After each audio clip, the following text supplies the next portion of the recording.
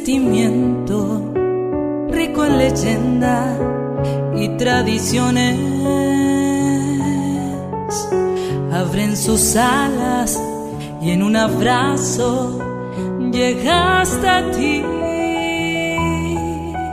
como una ofrenda hecha de danzas y 1000 canciones. En tu homenaje, tierra bendita del Ñandutí, que nuestros versos, puros, sinceros, llenos de amores,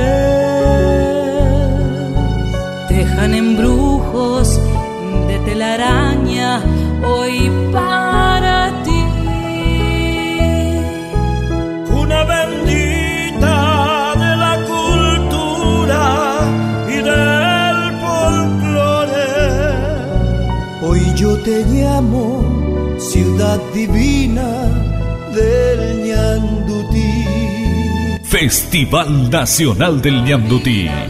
Por iniciativa de la Dirección General de Turismo, las autoridades locales y la ciudadanía toda, en julio de 1970 comenzaba una historia en defensa de la artesanía que representa a la ciudad y al Paraguay, el Ñandutí, convirtiéndose el festival en uno de los eventos culturales más importantes a nivel nacional.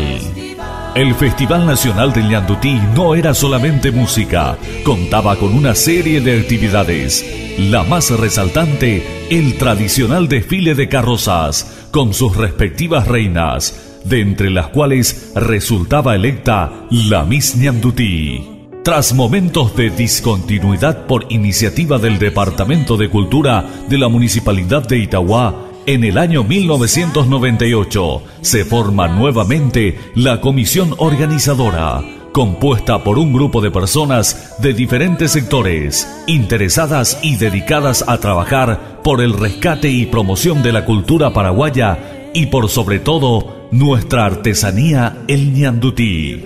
Hoy, con años de permanencia en el calendario festivalero del país, hace la historia del festival un acontecimiento de profunda trascendencia, de éxito creciente, en una ciudad culta, sencilla y hospitalaria. El Ñandutí es el alma del festival, que cobra vida en talentosa presencia de los artistas, quienes desfilan en el escenario, convocando a todas las personas que hacen el movimiento cultural para la consolidación de nuestra identidad. Festival Nacional del Ñandutí, Patrimonio Nacional de la Artesanía y el Folclore.